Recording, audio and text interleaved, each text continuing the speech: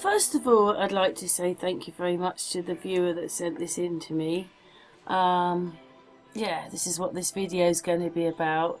They noticed listed in other places, and it is the way that the discovery document reads, that basically at 9 a.m.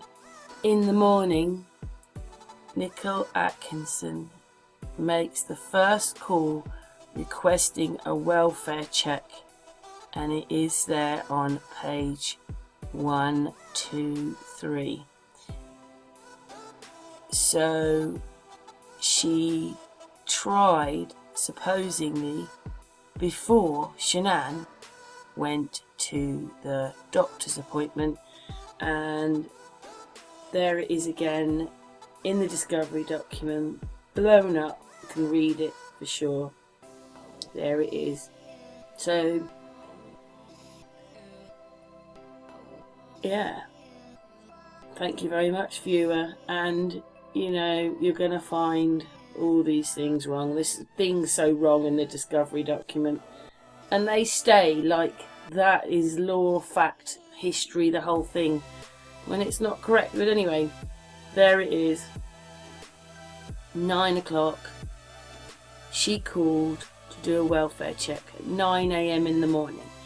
Now, we have never ever heard those words before. Never. Except it's in this discovery document. But we've never heard them talk about any of these things. And there is more of the discovery document. It's somewhere, yeah, I think it's this bit here, confirming that Shanann missed her doctor's appointment at 9:15. But anyway, that's just confirming it. Anyway, on to the next bit, because now in the interview you won't hear her mention this phone call, this one here that she made. You don't hear her mention it at all. At all. So what is going on here? Anyway, let's play the bit of video so you can hear. I've just taken snippets out of the interview, but you'll see she says nothing about that phone call, I mean. Okay, so go ahead, I'm sorry. So then that morning I woke up and I texted her, and I asked her if she was okay, and then at 8:55 I texted and said, just wanted to see if you're okay. I know you were hurting a lot last night. I hope you're okay, because she was in a lot of pain on the plane. Last year in August she had a neck surgery and had to have a degenerative disc fixed. So her neck was really bothering her, and because we sat in the airport extra long, she was sitting for extra long, and she was in a lot of pain. I don't know if it was that, and then she had a headache on top of it. So that's why I texted her that morning, because like I said, it's not normal for her not to text me in the morning usually. So then I didn't hear anything, and I knew she had a doctor's appointment at 9 a.m. That was the other thing. The doctor's appointment, was that prenatal? Yeah, it was a prenatal appointment. Okay. And so I texted her and said how her appointment went, asked her how her appointment went. I texted her and again at 9:21 and said, let me know how your appointment goes. And then at 11:46, because I thought she might be busy out running errands or whatever. I mean, it wasn't like her, but... Is it unusual for her not to return texts? Yes, very unusual. Because of her business, that's how she communicates with everybody. She's constantly on Facebook, and that was the other thing. She didn't post on social media that morning. And if you go back and look at her Facebook, she has posts anywhere from 5:30 to 7 in the morning, every single morning. Every morning. It's very unlikely. And she didn't on the 12th. Correct. Then that's unusual. Yes. So when I looked on Facebook, because I haven't been on Facebook either, I was I drove to Longmont around 10 to go look at a house for the other gal that was with us in Arizona. Her name's Cassie. They're supposed to be moving out here. So I went to go look at a house for them, and after I did that, I was like, I haven't heard from Shanann, have you? And she was like, no, I haven't either. She's not returning my phone call or text. Like, we both have called and texted her.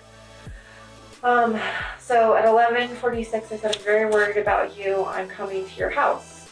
And the reason I decided to go to her house was because I had watched the dog Dieter, the week before. And I didn't bother Chris because I knew he figured he was at work, but I figured like, well, maybe after he left for work, she passed out or something. She's pregnant, she wasn't feeling well, something. So I was like, I'll just go to the house and see if she's there. And if her car's there, but she doesn't answer, then I'll use their code to go in. So, I had my son with me, my 16-year-old and my 2-year-old, and I go to their house, and I knocked on the door, and I rang the doorbell, and her shoes that she had on the night before were right inside the door.